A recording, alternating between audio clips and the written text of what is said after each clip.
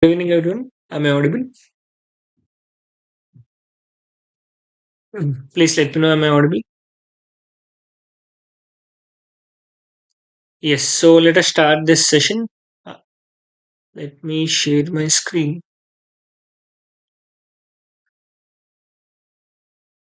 Now, in the previous sessions, we have started with our functions and tasks, and we have seen what do you mean by a function and what is the syntax of your function. We have seen, right? And what is actually a function and what is the difference between your functions in SystemVerilog and functions in Verilog. We have seen, and we have also seen the what do you mean by return data type and what do you mean by void data type in a function, void what do you mean by void functions in system with log, and we also seen what are the type of arguments which you can have for your functions with some coding examples we have seen, right? So is there any doubt or any queries in this particular topics? Shall we move forward? Shall we start the session?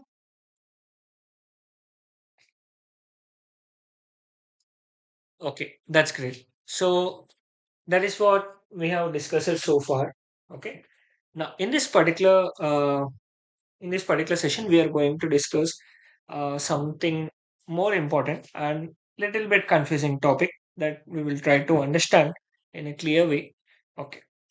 So let us see. We are going to have a function. So let me share my screen, EDA screen. 1 minute. Let me open the playground first.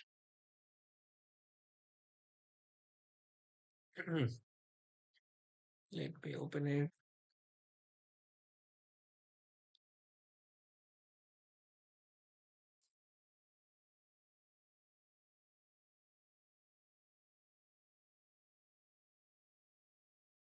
Yeah, hope my screen is visible. So let me open this simulator. If I'm going to write down simple module example, and in this module, what I'm going to write down is int AB. Okay. Now, here I'm going to use function, and the return type of this function is int. Okay. And let's say it is simply going to, okay, let's say the return date type is void, and it is going, the function name is incr. Okay. And what it is going to do is it is incrementing the values of a, okay, and b. That's it. Whenever you are going to call this function, it is going to increment the values of a and b. And let me display it. Dollar display. The value of a is percentage b or percentage d comma a. And let me copy this entire thing. And the value of b is percentage b comma b. Okay. And for the end function and end class. Okay. So this is, sorry, end module. So this is what I'm going to have. And here with an initial beginning block, I'm going to call the function for two times. Initial begin. So what I'm going to do is I'm going to call the function incr for the very first time and incr for the second time. Okay, I'm calling the function for first time and I'm calling the function for second time. Okay. Now, can anyone tell me what is the value of a and what is the value of b that I'm going to have when I call the function for the second time? What is the value of a and what is the value of b when I'm going to call this function for the second time? Waiting for your responses. What is the value of a and what is the value of b when I'm going to call the function for the second time? First time, obviously, it will increment. What is the value of a and b when I'm going to call the function for the second time? Waiting for your responses.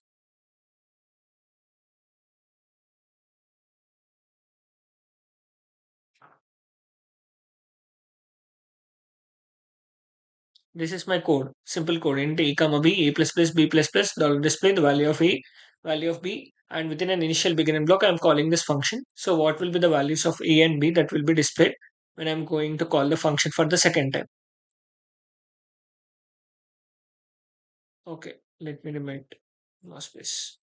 Now tell me. It's a simple question, guys. What happened? This much time. Okay. So let us see the simulation result. I'm going to get the value of A is 1, B is 1 for the very first time if I'm going to call. And the second time if I'm going to call it, the value of A is 2, B is 2. Is there any doubt in this? This is obvious, right? Okay. So here what I'm going to have is, if I'm going to call this particular function, so if I have a function declared like this and the return data type is void and the function name is incr, and it has two arguments, argument 1, argument 2. Okay. Some incremental logic we have written in this particular function. Incremental logic we have written in this particular function. Okay. And followed by end function. Now, if I'm going to call this particular function for the very first time, incr, it is going to create a memory for this particular function, and the values of the incremental logic, that is the value of a will be incremented and b will be incremented. Okay. And if I'm going to call the function for the second time, this second function call is going to also refer to the memory which was created previously, and it is going to change these values from the previous values to updated values. That means here the value of a will be 2 and b value will be equal to 2. This is what it is going to happen. Is it clear, guys? Yes or no? What is happening? Is it clear?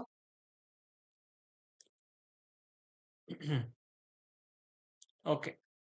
Yeah. Now, can anyone tell me whether this module is static or dynamic in nature? Now, what do you mean by static in nature?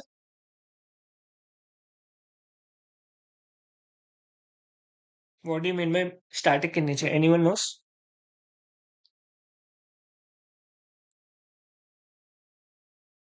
What do you mean by static and what do you mean by dynamic?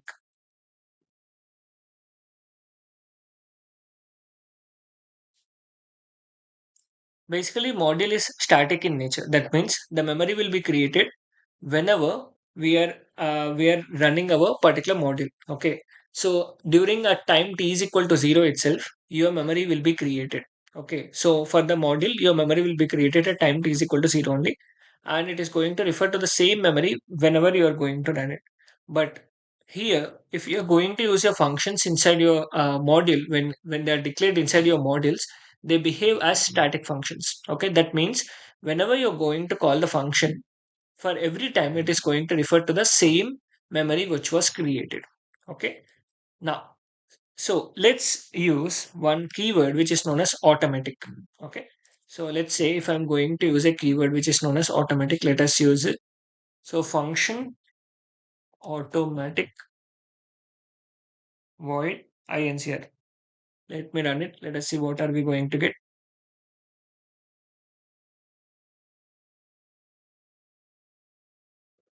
So I'm calling the function and where it is.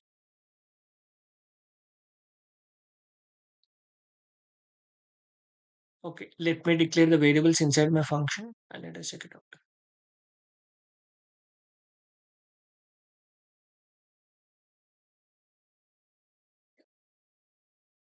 So from here we can take two cases. So the case one is variables declared inside the module, variables declared outside automatic function,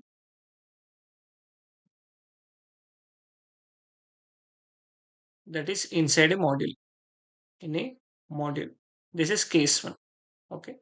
And case two is, what is case two is variables declared in a automatic function, variables declared in automatic function. Okay. So in this particular example, what we have done, let's remove this automatic function and let us check it out what is going to happen. If I remove this automatic function, it is going to run normally only. So the value of a will be equal to 1 and b will be equal to 1. And for the second time, the value of a is equal to 2, b is equal to 2. That is for every function call, it is referring to the same memory which was created. But if you are going to use automatic and if your variables are declared inside your function, then what is happening is for every function call, it is referring to new memory. That's why the value of a is equal to 1 and b is equal to 1 for the very first time, and the value of a is again 1 and b is also again 1 for the second time. Okay, so when you are going to use this automatic keyword, when you're going to use this automatic keyword, and if your variables are declared inside your automatic function, what is going to happen is for every function call, it is going to refer new memory. So the value of a is equal to 1, b is equal to 1 for the first function call. And again for the second function call, again new memory has been allocated for this second function call. And the value of a is equal to 1 and b is equal to 1. The incrementing logic has been happened. Is it clear, guys? Yes or no? Exactly. So model is static. So that's why the function which we have declared inside a model is also static in nature. Okay, that means for every function call, it is basically referring to the same memory which was created. But if you create a function in a class, classes about the classes which we are going to discuss later, those classes are dynamic in nature. So whenever your function has been declared in a class, that will be in dynamic in nature. Okay, so that behavior we will see anyways when we are going to have the discussion about the classes. Please remember this particular discussion so that we can compare it. Okay. Yes. Is it clear for everyone? Others also? Please let me know. Yes, yes, yes. Yes. Others, is it clear? So this particular point will be a little bit confusing if you are not clear about this. Okay. Yes. Okay. Let us move forward. So this was about your functions at that. And if you create your variables, declare your variables inside your model, they behave as a static variables. That's why the it is basically working as a normal incrementing only. You can see over here. Okay, is it clear? Yes. Now let's say if I'm going to have a function uh, with the string variable s, which is expecting an argument. Okay. Now what are we going to do is percentage s, the value of a is percentage d. What I'm going to do s comma a. Okay, here I'm going to use percentages. The value of b is b comma s comma b. Okay, and whenever I'm going to call the function, what I'm going to pass is I'm going to pass function calling for first time. This is the string which I'm going to pass as a argument, and function calling for second time. This is the argument which I'm going to pass it. Let me run it again. Let us see what are we going to get, whether we are going to get this or not. Yeah. So function calling for the first time, function calling for the first time, second time, second time. I'm just passing the argument. Like this, I can use my arguments. This is a very helpful feature when you are going to develop your test benches. Okay. So you're going to have your arguments. This will basically help you. Okay. Now, let's say if this function is having an argument, but you are not passing the argument, what happens? Are we going to get any error or it is going to just discard it? Can anyone tell me? If my function is expecting an argument, here this function is expecting an argument of string data type, but you're not passing it. What is going to happen? Can anyone tell me if you know already, or just a random guess? What do you think?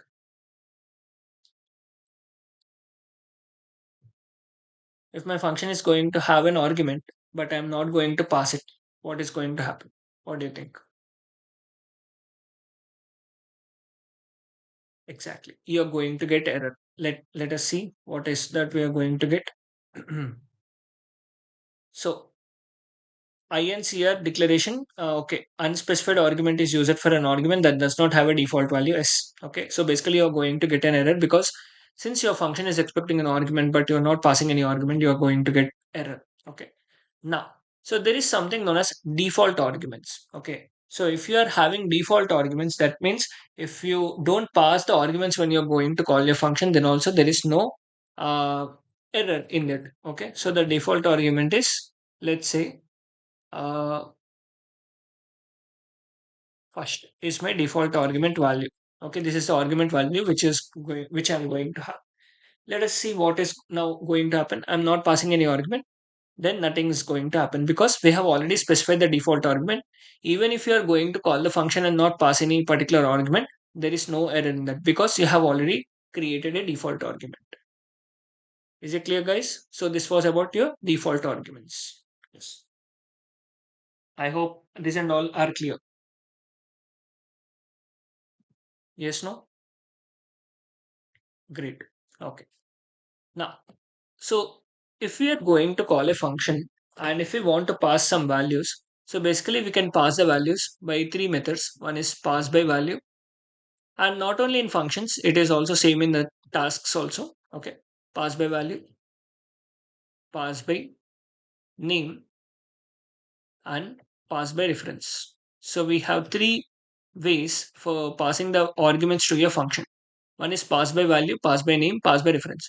Pass by value in the sense you are going to call the function and you are going to pass the values directly to your as your arguments. This is nothing but my pass by value. Pass by name in the sense you are going to call the function and you are going to pass any variables like a comma b. Okay. Let us see these examples, pass by value and pass by name. Let us try to understand them. So let's say if I'm going to have a another function, let's say function int add int m comma n are my arguments. Okay. And it is just going to add m plus n and followed by end function. Okay. So this function is going to add it.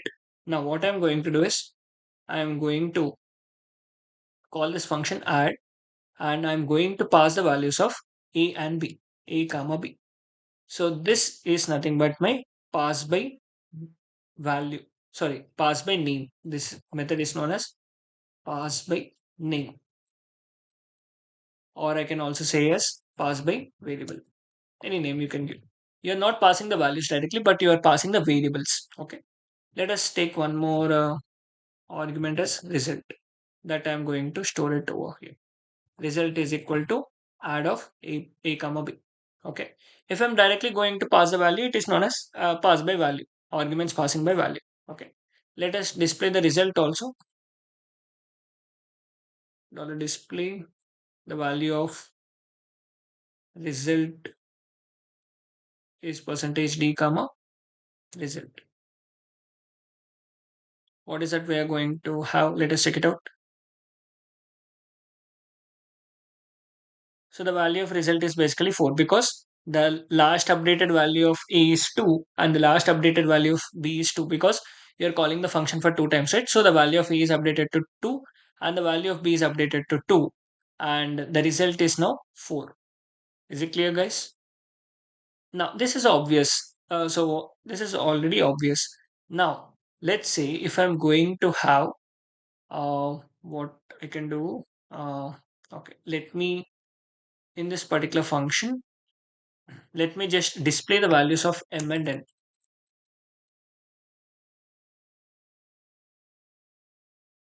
or let's say what I'm going to do is m is equal to m plus 1. Okay, and let me display it. Now let display the value of m is percentage d comma m. This is what I'm going to do, and whenever I'm going to call this function, what I'm going to do is result is equal to uh, add of a and b. Actually, no need of second argument. Okay, we have discussed, we have declared it, right? Okay. Now, let us see what are we going to get. So before that, let me disable the automatic function. We don't need this. Okay. Now we have only one function. Let me comment to this inc here also. I don't need this. Yeah. Now I have a function which is add and it is expecting two arguments. Let us write it down as only one argument. I need to show you only with one argument. I'm going to show you with that. Now, what is that? I'm going to have function int add and it is expecting an argument m. Okay. And we are going to basically increment m is equal to m plus 1 and we are displaying it, the value of m. And the result is equal to add of a. Okay. And let me display the value of a here. The value of dollar display. The value of A is percentage B comma A. Yeah, now my question is straightforward, simple. What will be the value of M? What will be the value of A? See this code carefully and tell me what will be the value of E and what will be the value of M from this particular code.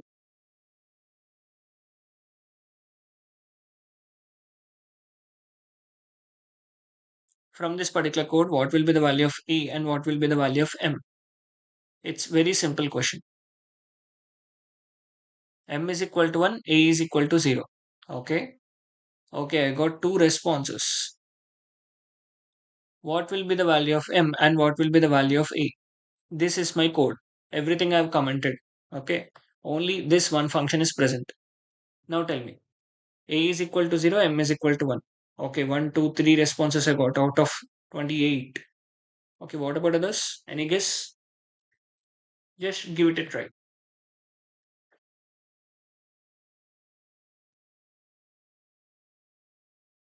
Yes, that's correct. So the value of M is equal to 1 and A is equal to 0. Can you say this? Yes or no? Yes, M is equal to 1 and A is equal to 0. Now, if we are going to have a function, let me have this discussion. Function int, and the function is incr. The name of this function is incr, and it is having an argument m. And what are we going to do here? M is equal to m plus 1. Okay, and followed by end function. Now, if I'm going to call this function incr and I'm going to pass a variable e, and what is going to happen actually, if I'm going to call this function and passing this value, so this value is just copied. Okay, that's it. This value is just copied, and a local copy will be created for this m, and the value of m will be incremented. And if there are any changes which are made to this particular variable are not reflected out, and these are not reflected into this particular variable. That's why since your m is being increasing, a is not getting increased. Can you able to observe this or not? Yes or no? If there are any changes which are happening to m, but these changes are not reflecting to the outside the variable which we are going to pass. It is just copying the variable, but it is not exactly mapping these two variables. Another separate memory has been created for this m. Am I right or wrong? Yes or no? Can you able to observe this particular thing behavior? This is a very important behavior. Is it clear?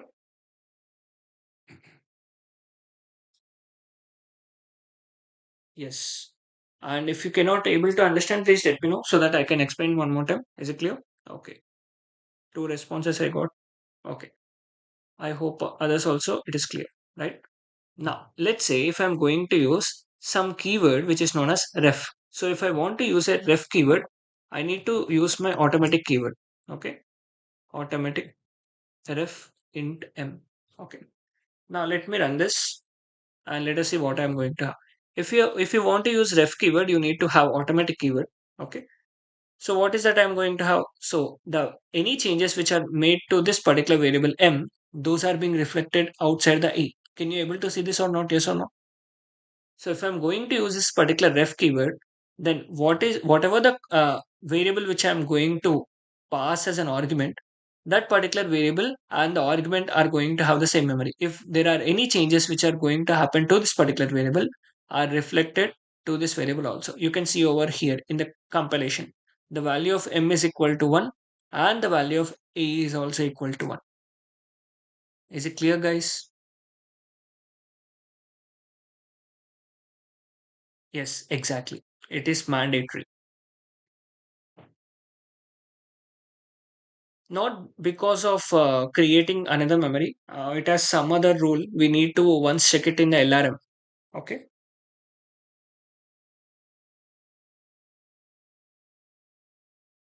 Is it clear, Rahul?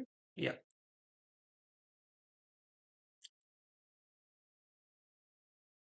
Yes. Yes. Exactly. Not sharing the exact memory.